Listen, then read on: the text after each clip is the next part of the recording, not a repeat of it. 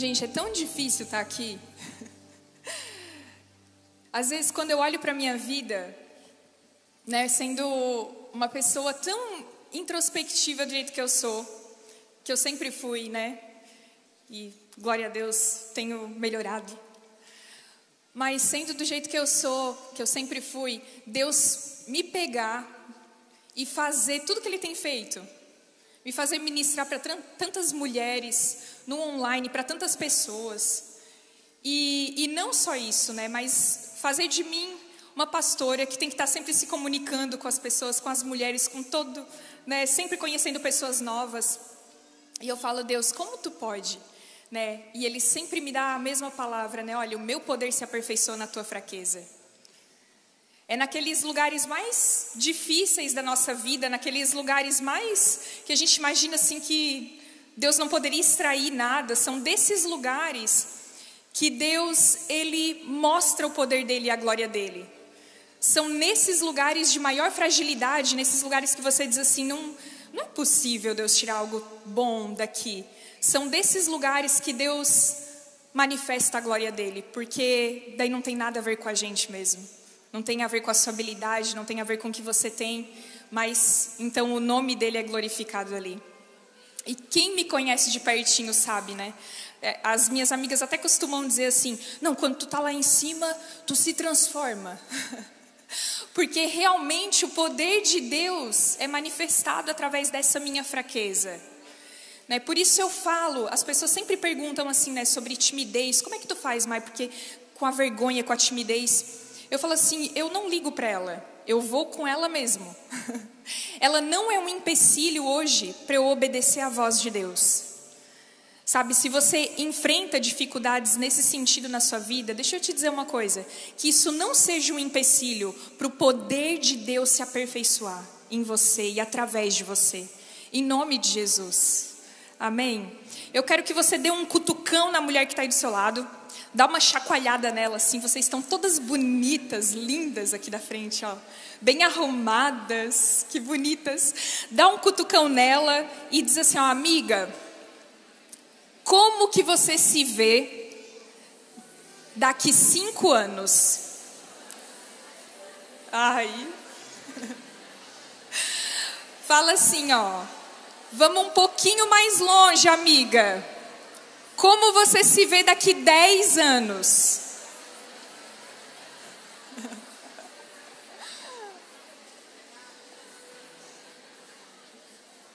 Agora eu vou dizer para vocês. Como Jesus se comportava com 12 anos de idade. Olha como Jesus se via. Então, aos 12 anos de idade, Jesus é esquecido pelos pais, lembram? Eles vão para Jerusalém na festa da Páscoa, como fazem todos os anos. Quando chega lá, Jesus fica lá no meio do povo no templo e os pais dele seguem o caminho de volta para casa. E quando eles estão seguindo o caminho de volta, eles não percebem, mas Jesus já não estava mais ali. Depois de 3 dias, eles percebem que o filho deles tinha ficado no templo. Então eles fazem o caminho de volta. Quando eles chegam lá, Jesus, com só 12 anos de idade, não estava chorando, não estava desesperado, não estava com medo do seu futuro. O que será de mim agora? Jesus não estava angustiado, ele estava lá tranquilo, conversando com os mestres da lei. E os mestres impactados, né? E ele perguntava e respondia, e os mestres impactados com a sabedoria de Jesus, com 12 anos de idade, naquele templo. E aos 12 anos, quando os pais perguntam assim, meu Deus, filho, a gente estava desesperado à tua procura, 3 dias, já. E então, Jesus fala assim, eu estou aqui cuidando das coisas do meu pai. Cuidando das coisas do meu pai, eu vim aqui para fazer a vontade dele, eu estou cuidando das coisas dele. E aí então Jesus cresce, passam-se alguns anos, e ele já adulto, numa conversa com os judeus, com os fariseus, eles olham para Jesus e falam, quem é você? Quem você diz que é? Quem você é? Eles falam para Jesus, e Jesus olha para eles e diz assim, olha, Eu tenho muita coisa a dizer a respeito de vocês. E na verdade eu tenho muitos até julgamentos dentro de mim para fazer a respeito de vocês. Mas eu não vou dizer nada disso. E isso me ensina que muitas vezes a gente tem muita coisa a dizer a respeito de um assunto, a dizer a respeito de pessoas. Nós temos muitos julgamentos, inclusive, que são até verdadeiros, verdades, mas que não é o momento de dizer. E não é apropriado dizer. Então Jesus fala assim, eu sou Jesus, eu poderia dizer, eu poderia julgar, mas eu não vou fazer isso. Porque eu vim para dizer aquilo que o meu Pai me ordena. Eu vim para fazer a vontade do meu Pai. E então Jesus se passa mais alguns anos, e agora ele já não tem mais 12 anos, ele tem 33 anos. E ele está para ir para a morte de cruz.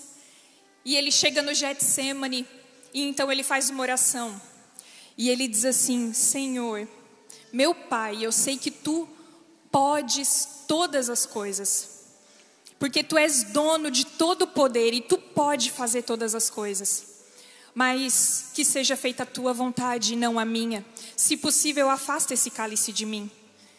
Naquele momento, mais uma vez na vida de Jesus, ele diz, eu não vim para fazer a minha vontade. Eu vim para fazer a vontade do meu Pai. E eu acho tão linda essa oração que Jesus faz, porque é uma das orações mais lindas.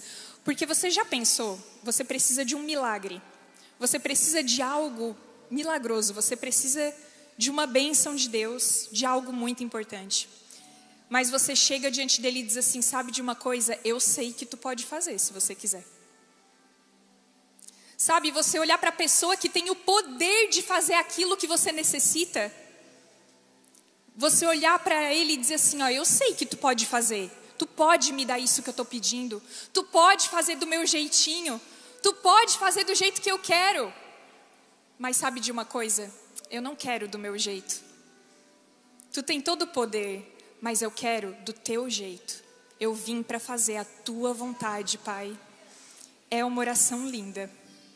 Então Jesus, aos 12 anos de idade, depois mais velho e até a morte, ele veio para fazer a vontade do Pai. Ele veio para obedecer ao Pai. Ele veio nos ensinando a permanecer na vontade do Pai. Ele veio permanecendo e nos ensina a permanecer também na vontade do nosso Pai, como Ele permaneceu. Porque é a vontade do Pai para as nossas vidas que é boa, perfeita e agradável. E eu quero que você abra comigo o texto de João 15. Eu tenho uma palavra muito simples para compartilhar com vocês essa noite. Mas que o seu coração seja como uma terra boa. E que essa palavra, como uma sementinha, muito pequena, possa entrar nesse solo. E possa frutificar 10, 20, 30, 100 vezes.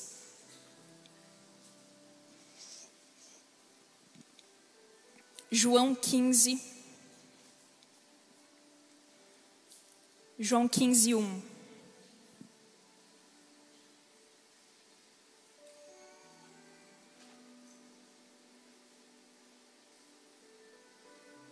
Eu sou a videira verdadeira, e o meu Pai é o lavrador. Todo ramo que estando em mim não dá fruto, Ele corta. Todo ramo que dá fruto, Ele poda, para que produza ainda mais. Vocês já foram limpos pela palavra que eu lhes dei. Permaneçam em mim e eu permanecerei em vocês. Pois assim como um ramo não pode produzir frutos se não estiver na videira, vocês também não poderão produzir frutos a menos que permaneçam em mim. Sim, eu sou a videira e vocês são os ramos. Quem permanece em mim e eu nele produz muito fruto, pois sem mim vocês não podem fazer coisa alguma. Jesus entendeu isso durante toda a vida dele e nos ensina sobre isso também.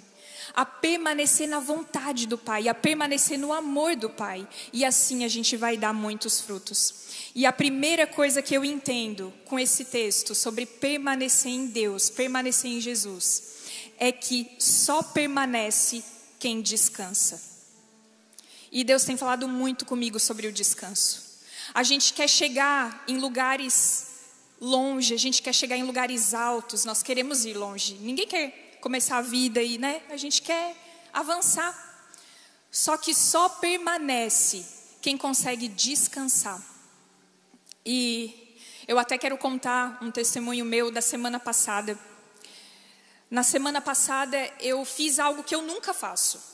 Durante todo o meu ano de 2025, eu não fiz isso, foi a única vez que eu fiz isso, mas foi muito cansativo.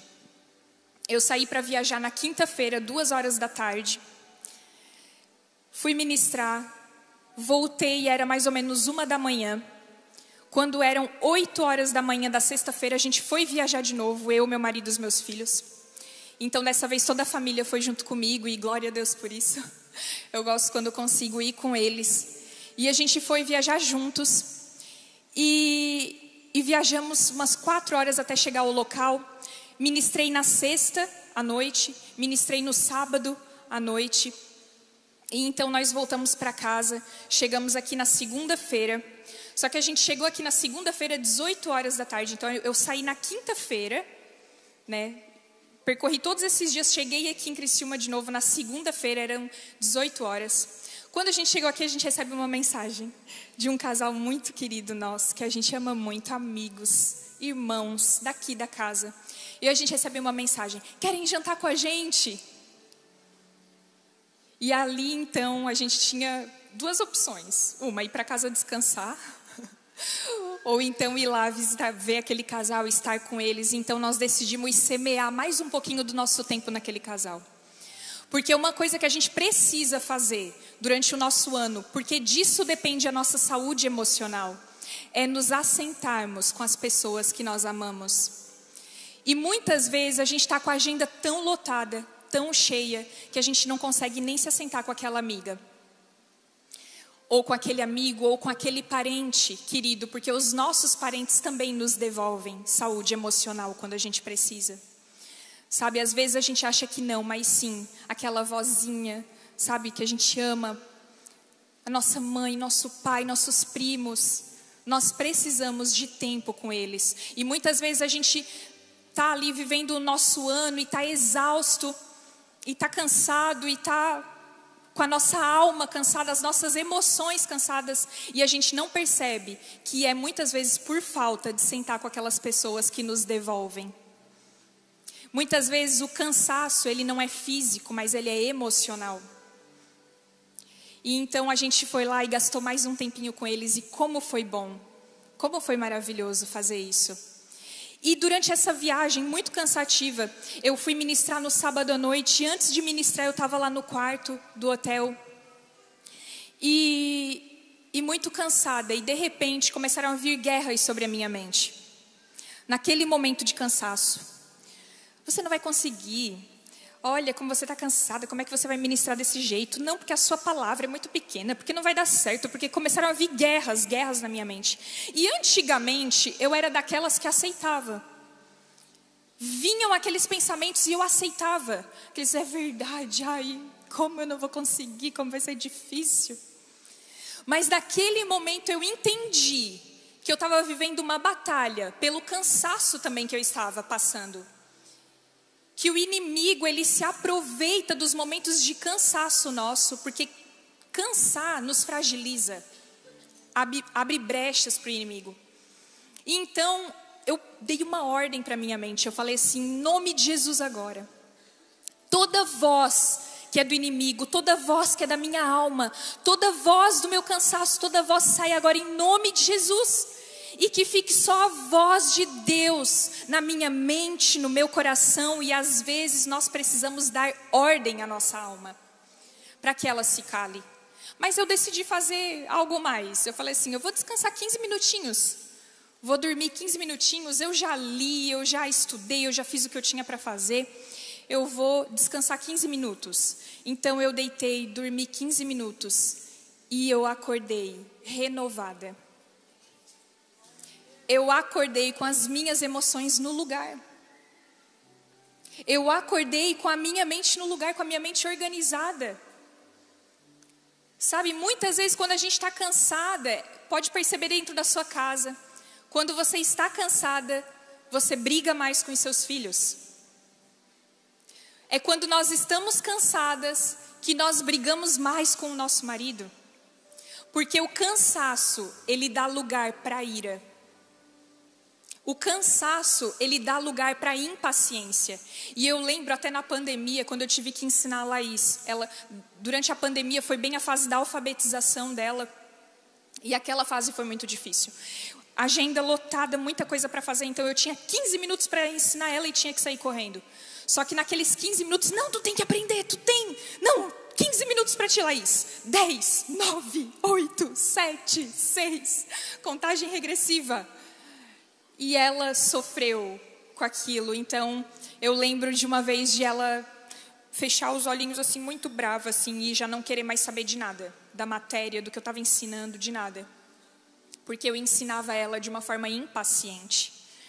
Então, naquele dia, eu lembro que eu pedi perdão para ela. E naquele dia, eu aprendi uma das maiores lições da minha vida.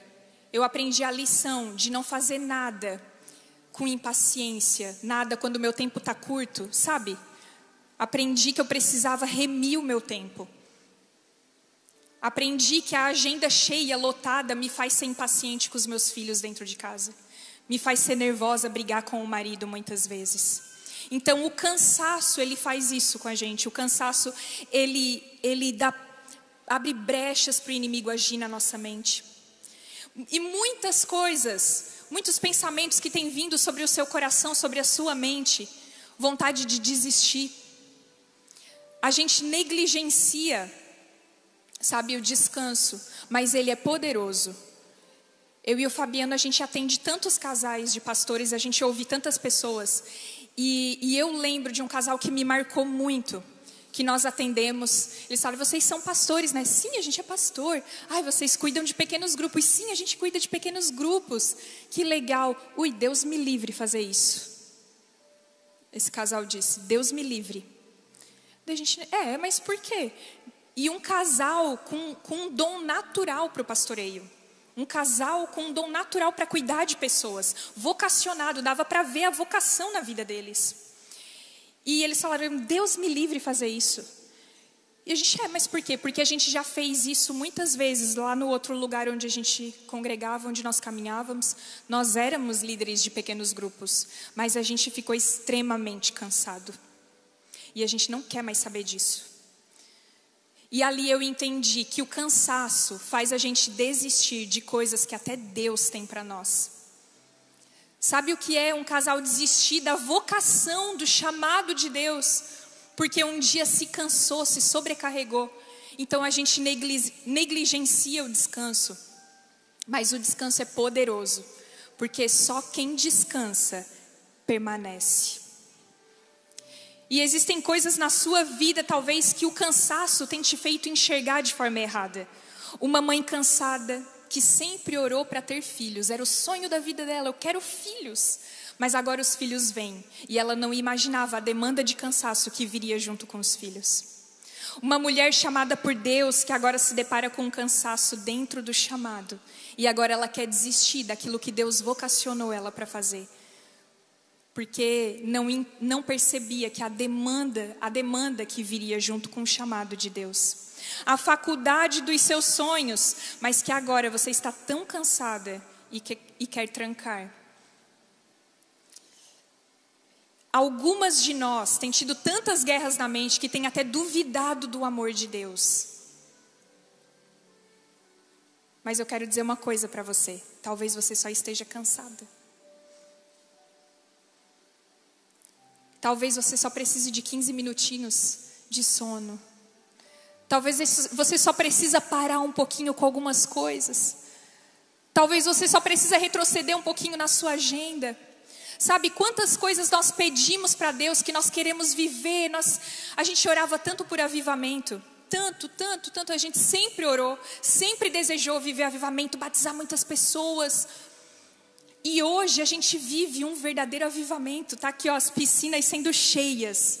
para mais um batismo de 300, 500 mil pessoas. Glória a Deus! Mas sabe o que a gente não imagina? A demanda de trabalho que todas as promessas de Deus realizadas na nossa vida vão trazer. E é por isso que é muito sábio orar: Senhor, eu quero que se realize, eu quero que se cumpra tudo que o Senhor tem para mim, para minha casa, para minha família, mas me ensina também a lidar com a demanda, com as responsabilidades, com aquilo, com o cansaço que vai vir junto, com todo o trabalho que vai vir junto. Me ensina a administrar tudo isso que o Senhor vai fazer na minha vida. E quando a gente orava por avivamento, sabe o que a gente não imaginava? A gente não imaginava que seriam 15, 20 minutos para que os carros pudessem sair lá na porta da igreja, todo culto, depois de toda a reunião. Sabe, nós não imaginávamos que um batismo duraria 2, 3, 4, 5 horas. A gente na piscina levantando pessoas.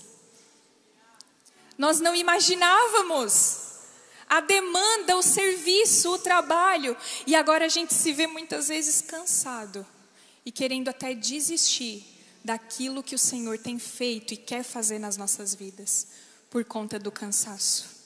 Demandas que nós não esperávamos. E a verdade é que nós queremos dar muitos frutos.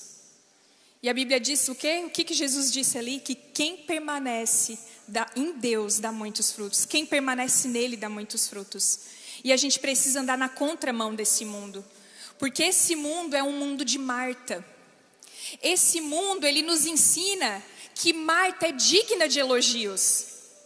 Sabe, o perfil de Marta que habita dentro de nós? Aquela que faz. Que não pede licença. Não, vou chegar fazendo. O mundo nos ensina que o perfil de Marta é digno de elogios. E a gente tem que ir contra esse pensamento. E entender que muitas vezes nós vamos precisar ser Maria. E que só sendo Maria e descansando na vontade do nosso Deus. Que só sendo como Jesus, permanecendo na vontade dEle.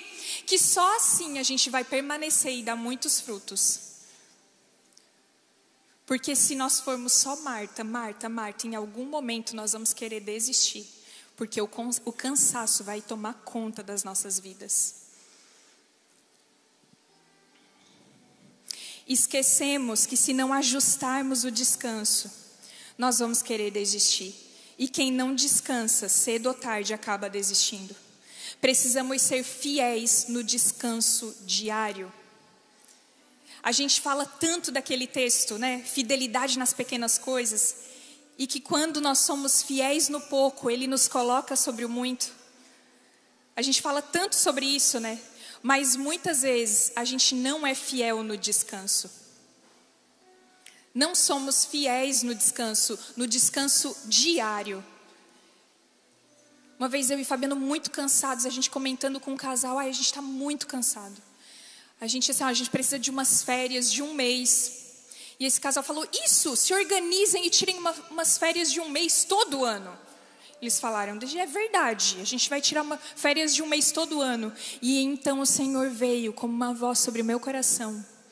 E disse assim, filha, mas você precisa ser fiel no pouco. Você precisa ser fiel no descanso da semana. Você precisa ser fiel no descanso diário. Quando você é fiel no pouco, eu te coloco sobre o muito. Administra bem o descanso que eu te dei. Administra bem esse descanso que eu te dei, que eu te entreguei. Nós precisamos administrar o descanso como se fossem doses pequenas durante o ano. Sabe por quê? Porque senão a gente corre o risco de terminar o ano quebradas. Com a nossa alma quebrada, com o nosso coração quebrado, perdidas no nosso chamado, confusas na nossa mente.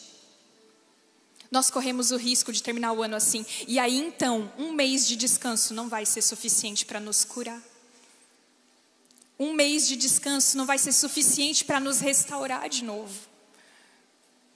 A gente precisa ser fiel e aprender a descansar no diário. Até na conferência, antes de a Vitória subir para ministrar, Já vi subir lá para ministrar a palavra. Eu fui até lá, orei por ela, orei pelo Marco. Eu e meu marido oramos por eles. E Deus me entregou uma palavra tão linda, que era assim: olha, Vi, eu vejo vocês abrindo um caminho dentro do pastoreio. Eu vejo assim como se vocês trabalhassem muito, mas vocês celebrassem muito todo o trabalho. Eu vejo vocês celebrando, eu vejo algo lindo, eu vejo uma alegria, um prazer no trabalho. E vocês estão abrindo esse caminho, e esse caminho vai ser como que aberto para todo mundo ao redor de vocês. Muitos vão ver essa alegria, essa celebração, e vai ser assim que nós vamos servir a partir daqui. Sabe, Deus quer abrir um novo tempo sobre nós. Deus quer abrir um novo tempo sobre a sua vida, onde você serve com alegria, onde o cansaço não te atrapalha mais, onde o cansaço não abre brechas na sua mente para que você desista daquilo que Deus tem para você, onde o cansaço não dê lugar na sua mente para as mentiras do diabo. Eu vejo um caminho novo se abrindo, de muita alegria, celebração. Esses dias Deus até me deu uma palavra sobre a chuva serôdia. A chuva serôdia era uma chuva que vinha sobre as plantações na hora de colher o fruto, sabe? O fruto estava pronto, antes de colher vem aquela chuvinha só para amadurecer o fruto. E Deus falou comigo assim: essa chuva serôdia, essa chuva vai ser a chuva do meu espírito. Vai ser uma chuva de alegria, uma chuva que vai trazer contentamento, para que quando vocês colham, para que quando vocês peguem aquela recompensa, sabe? Para que quando vocês escolham aquilo que eu tenho para fazer na vida de vocês, vocês façam isso com alegria. Para que vocês não cheguem lá cansadas, exaustas de tanto trabalhar, de tanto se esforçar, de tanto lutar. Quantas de nós tem cansado de orar até pelos seus parentes, para aquelas pessoas que estão perdidas? Você tem cansado, você tem dito assim: ai, não vale mais a pena. Eu estou aqui essa noite para te dizer: vale a pena sim. Espera pela chuva serôdia, porque ela vai vir para amadurecer o fruto, e na estação própria você vai colher. Você vai colher o fruto de todo o trabalho. E quando eu falo aqui sobre o descanso, eu não quero que vocês me interpretem mal, né? Não é uma preguiça. Não, então vamos descansar que Deus vai fazer tudo. Pelo contrário, Deus chamou pessoas que estavam trabalhando. Todo mundo que Deus chamou estava trabalhando, e trabalhando muito. E todo extremo é a ponta de um abismo. Não esqueça disso, todo extremo é a ponta de um abismo. Não é trabalhar demais e nem trabalhar de menos, mas é trabalhar com propósito, confiando no Senhor e descansando no tempo certo. E a segunda coisa que Deus me ensinou é que quem permanece não compete. Então, quem permanece em Deus para dar muito fruto, na videira verdadeira, quem permanece descansa. Você precisa descansar. Quem permanece não compete. O meu marido sempre diz assim, que melhor que a intensidade é a constância. E é outro valorzinho que a gente tem perdido na nossa geração. O valor de ser constante. A gente valoriza ser intenso e valoriza pouco ser constante. Mas é a constância, é a permanência que vai nos levar até a salvação. Porque aquele que permanecer até o fim, esse será salvo. A permanência é importante, permanecer é importante, mas a gente não quer permanecer. A gente quer chegar em primeiro lugar. Quem permanece não compete. Muitas vezes até o cansaço tem a ver com a competição. Deus tem entregado coisas lindas na sua mão, uma família maravilhosa na sua mão, filhos, um marido, mas a gente está sempre comparando com o da outra. Ou sempre querendo ser melhor. A gente não quer correr a nossa corrida para chegar até o final. E a Bíblia fala que a gente tem que chegar até o final, sabe? Não é o primeiro lugar que vai ganhar um prêmio, mas é aquele que chegar até o fim. Sabe, você só precisa permanecer, você não precisa ser o melhor. Quando Deus me ensinou isso, quando Ele falou isso para mim, foi uma leveza. Eu tirei um peso das minhas costas tão grande. Porque eu entendi que eu não preciso ser a melhor mãe. Eu preciso ser a melhor que eu consigo ser.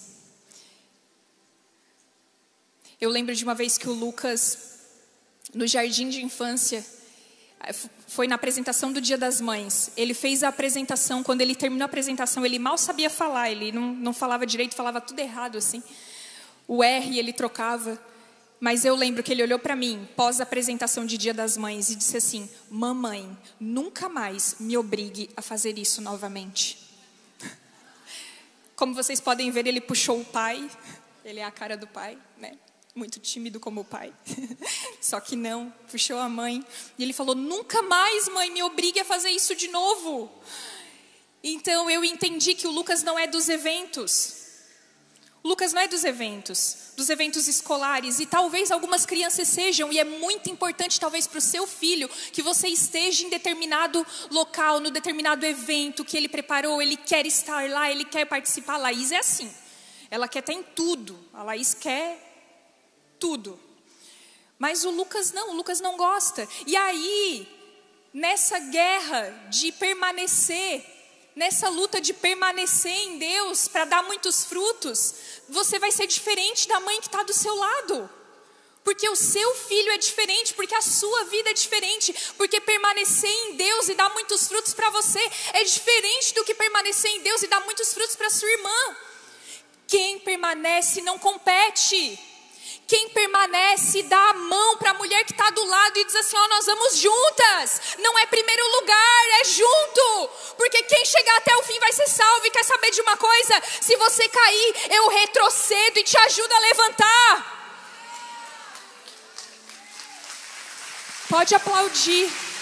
Glória a Deus.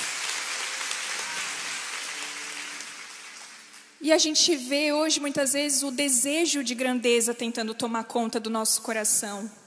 E nós queremos prêmio, o prêmio de melhor mãe, o prêmio de melhor esposa, o prêmio de melhor cristã. O prêmio. Queremos ser as melhores. Não queremos ser o melhor que nós podemos ser. Vocês conseguem entender? Olha que notícia maravilhosa. Não precisamos ser melhores que ninguém. Não precisamos suprir expectativas de ninguém. Não precisamos carregar o peso de melhor igreja. Olha, a gente não precisa ser o melhor. Mas nós precisamos construir um prédio reto ao lado do prédio torto.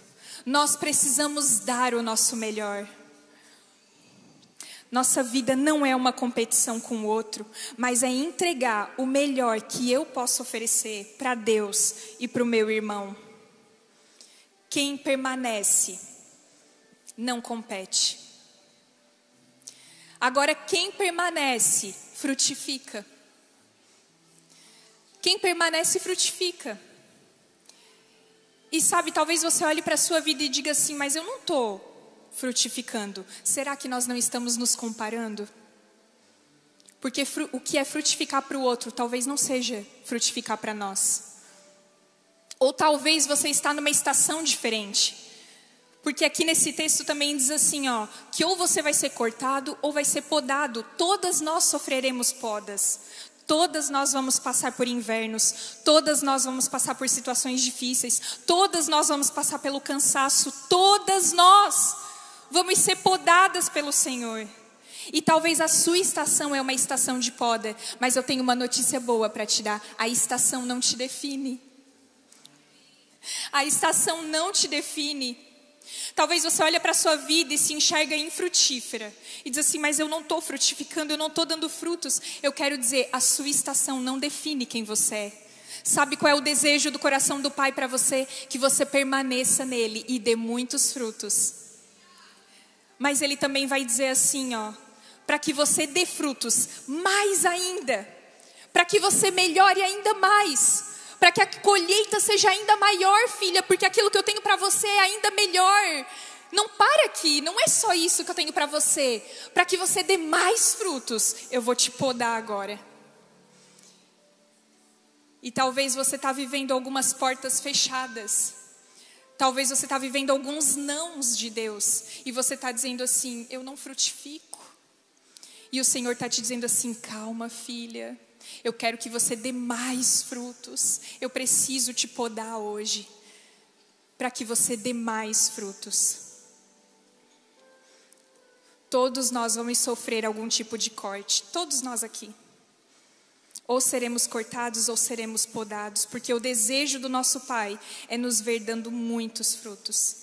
Mas agora, eu quero declarar algo sobre você que aconteceu comigo, e que eu não esperava esse ano que isso fosse acontecer. E foi algo tão maravilhoso, e Deus falou comigo assim: filha, eu quero essa palavra sobre as mulheres que estão lá hoje. E eu quero que você libere essa bênção que eu liberei sobre você. Eu quero que você libere sobre elas.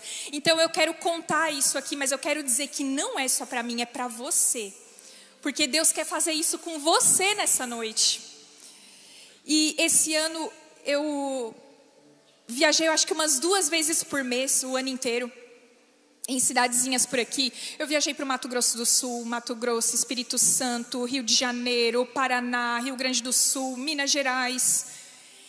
E algum desses lugares muito grandes. Uma cidade do Rio de Janeiro com 1 milhão de habitantes. Lugares muito grandes. Mas os últimos lugares que eu fui esse ano foram lugares muito pequenininhos. Né, em número de habitantes, eu digo, né, a cidade, não falando do tamanho de igreja, mas falando do número de habitantes da cidade. E eu fui em 2 lugares em específico esse ano, os 2 últimos lugares que eu fui. Um tinha 40 mil habitantes e o outro tinha 80 mil habitantes. Então tu vê, né, Criciúma tem 230 mil habitantes, muito menor do que Criciúma, lugares bem menores que Criciúma. E quando eu cheguei nesses lugares, eu não consigo nem explicar aqui o que eu vivi. Eu fui para entregar mais nesses lugares. Eu fui para me dedicar, eu fui para levar uma palavra. Eu fui sem expectativa nenhuma. Quando eu coloquei o pé nesses lugares, eu recebi tanto de Deus, tanto. Eu recebi de uma presença de Deus aquilo que a Lari falou aqui. Que ela disse assim, sabe, eu posso perder tudo, eu posso perder pessoas, mas a presença de Deus nós não podemos perder. E quando eu entrei nesses lugares, eu entrei literalmente dentro de um retiro, eu e Deus. Sabe esses retiros que a gente entra aqui na Abapai? Esses retiros, amado Timóteo, conferência, um lugar chamado Betânia, sabe esses retiros? Eu entrei dentro de um retiro desse. E quando eu menos esperei, Deus me pegou naquele lugar. E eu lembro que um desses lugares eu fui sozinha, sem o meu marido, sem os meus filhos. E quando eu cheguei no quarto de hotel, eu estava sozinha, não tinha ido com uma amiga. Né, até a Lani estava junto comigo num desses lugares. Mas ela estava no quarto dela, eu estava no quarto de hotel sozinha. Quando eu botei o meu pé dentro daquele quarto, o Senhor me encontrou lá naquele lugar. E lá o Senhor começou a falar comigo, agora é só eu e tu. Eu recebi palavras proféticas naquele lugar, foi algo surreal que eu vivi, de verdade. Mas antes de sair daquele lugar, eu sentei na cadeira. Tinha uma mesinha no quarto, uma cadeira, eu sentei naquela cadeira. E eu falei assim, Senhor, é tão lindo tudo que eu estou vivendo. Todas as palavras que eu tenho recebido, tudo que o Senhor tem feito, a minha família, eu comecei a agradecer. Obrigado pela minha família, pelo meu marido, pelos meus filhos. Obrigado pela minha igreja. Obrigado pelos meus amigos. Obrigado pela Vivi, pelo Telmo, que não são só pastores na minha vida, mas são pais, uma família de verdade que o Senhor me deu. Obrigado por tudo isso. Mas Deus, eu quero te dizer que ainda é verdade no meu coração que tudo isso é nada comparado a estar aqui dentro desse quarto, só eu e você. Sabe, e ali eu tive um encontro com a verdade do meu coração. Talvez você olhe para a sua vida e diz assim, eu não tenho mais frutificado. E talvez Deus precise te levar para um quarto sozinha, só você e Ele. Um lugar onde esteja só você e Deus, para Ele mostrar a verdade do seu coração, que ainda existe desejo por Ele sim, que a presença dEle ainda é mais importante que os presentes sim, que a presença dEle ainda é o que você tem de melhor, de maior, de mais importante. E eu quero profetizar sobre você um encontro com a presença de Deus que te lembre de que nesse ano nada, nenhum presente que você recebeu, nada se compara à presença dEle. Tudo que Ele tem feito é muito bom, mas não se compara com Ele. E foi maravilhoso, e nesses lugares eu fui renovada e eu voltei de um jeito que eu nunca tinha voltado das minhas viagens. Sempre voltava cansada e voltava assim, ai glória a Deus, estou indo para casa, ai que bom, graças a Deus, cheguei. E eu voltei desses lugares com temor de voltar assim, sabe, ai Deus, eu estou voltando, mas assim, ó, mas continua aqui comigo, continua aqui pertinho de mim. E eu voltei revigorada, renovada, eu voltei mais fortalecida do que no início do ano. Porque a gente vai vivendo o ano e não é assim, a gente vai cansando e chega no final do ano a gente não aguenta mais e a gente quer as férias de uma vez. Não é assim que a gente vive o nosso ano, ai férias, janeiro, dezembro, Natal, férias. E eu não voltei assim. E sabe, pós-férias, início do ano, que você chega assim, não, esse ano eu vou fazer, eu vou acontecer, eu vou ler muito, eu vou estudar, eu tô assim. A gente está há 2 meses para terminar o ano e eu tô como se o ano tivesse iniciado agora. E eu libero essa palavra sobre você. Você vai terminar o seu ano mais revigorada do que no início do ano. Você vai terminar o seu ano dizendo, eu quero te dar frutos, Senhor. Me fortalece, eu quero te dar mais. Tem mais para você viver, filha. Deus tem muito para fazer ainda. Deus não terminou com você. Ainda tem muito mais. Ele quer que você dê mais frutos. Então Ele me deu a palavra de Caleb, que está lá em Josué, e eu quero ler com você. Se você quiser abrir, Josué 14. Essa é a palavra para você. É isso que Deus quer derramar sobre você. Josué 14.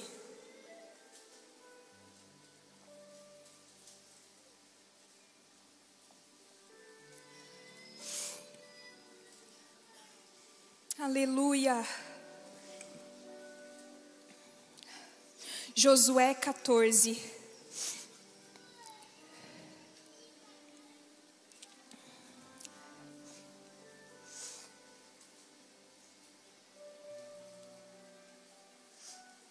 Josué 14, 6.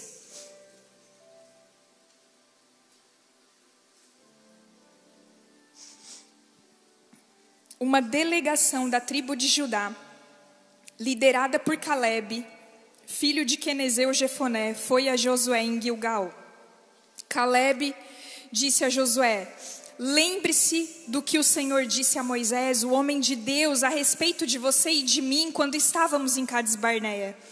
Eu tinha 40 anos quando Moisés, servo do Senhor, me enviou de Cades Barneia para fazer o reconhecimento da terra de Canaã.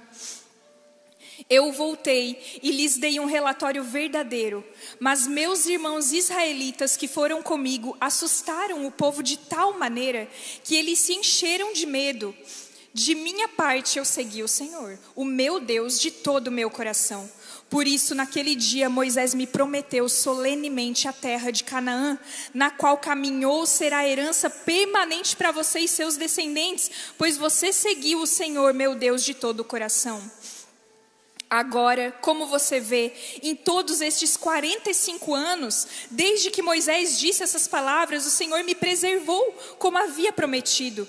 Mesmo quando Israel vagava pelo deserto, hoje eu estou com 85 anos. Mas eu continuo forte como no dia em que Moisés me enviou. E ainda posso viajar, eu ainda posso lutar, e tão bem quanto naquela época. Portanto, me dê a região montanhosa que o Senhor me prometeu. Você certamente se lembra de que enquanto fazíamos o reconhecimento da terra, até aqui, tá ótimo. O que Caleb diz é, eu ainda tenho força e vigor, como 40 anos atrás. eu tenho 85 anos hoje, mas eu ainda tenho força para desbravar, para conquistar aquilo que o Senhor me prometeu e prometeu aos meus filhos, aos meus descendentes. E eu quero profetizar isso sobre você. Mais força do que quando você começou com o Senhor. Mais força do que quando você disse o seu primeiro sim. Mais força do que quando você iniciou esse ano. Você vai terminar mais forte, mais encorajada por Deus, mais encorajada pela presença de Deus, mais forte do que quando você iniciou a sua vida, em nome de Jesus. Você pode se colocar de pé agora.